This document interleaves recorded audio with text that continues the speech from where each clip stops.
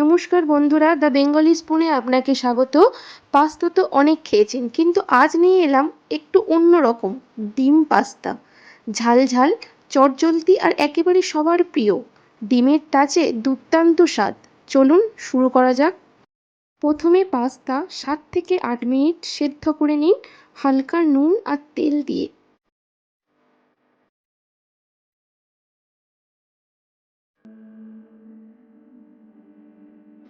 ছেঁকে আলাদা রাখুন। একটি কড়াইতে তেল দিন এবং তেলটা গরম হয়ে গেলে কুচানো পেঁয়াজ ও কাঁচা লঙ্কা দিন। ভালো করে ভেজে নিন।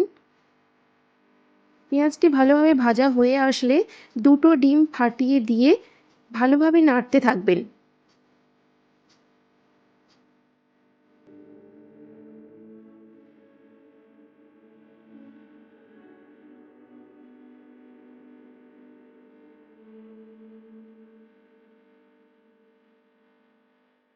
ডিম ভাজা হয়ে গেলে তাতে একটু নুন, একটু স্বাদ মতো নুন দেবেন এবং একটু হলুদ দেবেন যাতে কালারটা ভালো আসে।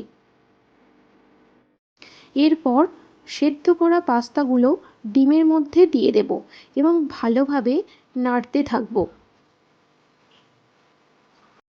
ভালোভাবে ডিমের সাথে পাস্তাগুলো মিশিয়ে নেব।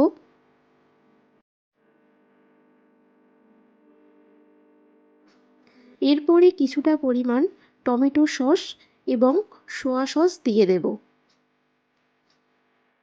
সোয়া সস এবং টমেটো সসটা ভালোভাবে পাস্তার সাথে মিশিয়ে নেব। এইরকমভাবে 1 মিনিট গ্যাস অন করে ভালোভাবে নাড়তে থাকবো। এরপর একটা পাত্রে পাস্তাগুলো নামিয়ে নেব। তাহলে তৈরি ডিম পাস্তা। গরম গরম পরিবেশন করুন। ভিডিও ভালো লাগলে লাইক, কমেন্ট অ্যান্ড সাবস্ক্রাইব করতে ভুলবেন না।